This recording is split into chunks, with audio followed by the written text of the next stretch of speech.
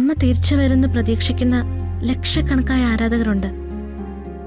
എന്നിട്ടും എങ്ങനെയോ അമ്മയെ ഒളിപ്പിക്കാൻ അവർക്ക് സൗകര്യം കിട്ടുന്നുണ്ട്. ഇപ്പൊ എന്റെ പേടി എന്താണെന്നറിയോ? എന്താ?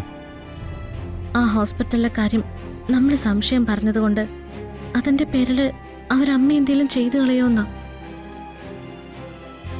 അവർക്ക് ചെയ്യാലോ, അവരുടെ ആരും അല്ലല്ലോ എന്റെ അമ്മ.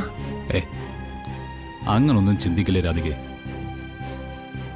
ഈ മികച്ച പാട്ടുകാരെ കുറിച്ച് എല്ലാവരും പറയുന്നൊരു കാര്യമുണ്ട്, അവരെ ദൈവം തൊട്ടവരാ. അങ്ങനെ ദൈവം തൊട്ടിട്ടുണ്ടെങ്കിൽ ഈ ചെയ്യുന്നമാർക്കൊന്നും അമ്മയെ തൊടാൻ പറ്റില്ല. തടഞ്ഞു നിർത്താൻ പറ്റും കുറച്ചു കാലം, പക്ഷേ ഇല്ലാതാക്കാൻ പറ്റില്ല. ഇങ്ങനെ ഒരു മോള് കാത്തിരിക്കുമ്പോൾ ആ അമ്മയ്ക്ക് തിരിച്ചു വരാതിരിക്കാൻ പറ്റില്ല. അമ്മയായിട്ട് ഇങ്ങോട്ട് വന്നാലും ശരി, താനായിട്ട് അന്വേഷിച്ച് അങ്ങോട്ട് ചെന്നാലും ശരി, രാധികയും അവളുടെ അമ്മയും തമ്മിൽ ഒന്ന് ചേർന്നിരിക്കും, നോ ഡൗട്ട്. നമുക്ക് കണ്ണടച്ച് പ്രാർത്ഥിക്കാം, എന്നിട്ട് ആ കണ്ണ് തുറന്നു പിടിച്ച് നടക്കാം. അമ്മയുടെ ഒരു ചലനം എവിടെയെങ്കിലും ഉണ്ടോ എന്ന് അറിയാൻ വേണ്ടി. ഇതാ എന്റെ ധൈര്യം, ഇങ്ങനെ കൂടെ നിൽക്കുന്നത്.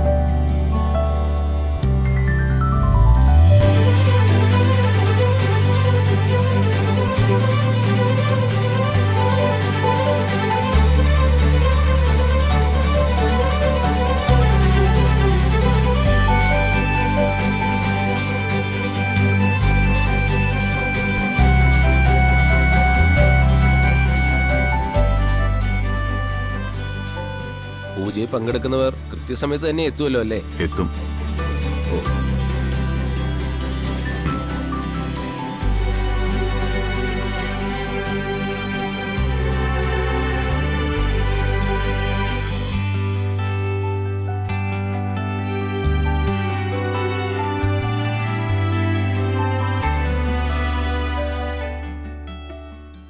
ഞാൻ താഴേക്ക് പോകുന്നില്ല. എന്തിനാ പൂജയിൽ പങ്കെടുത്തിട്ട്?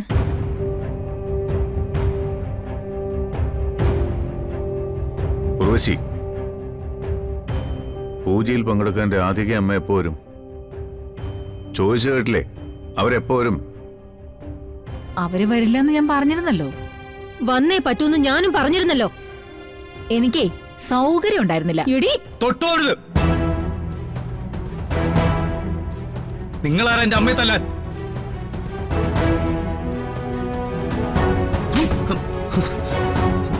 ചന്ദ്രേട്ടാ, നീ മിണ്ടരുത്.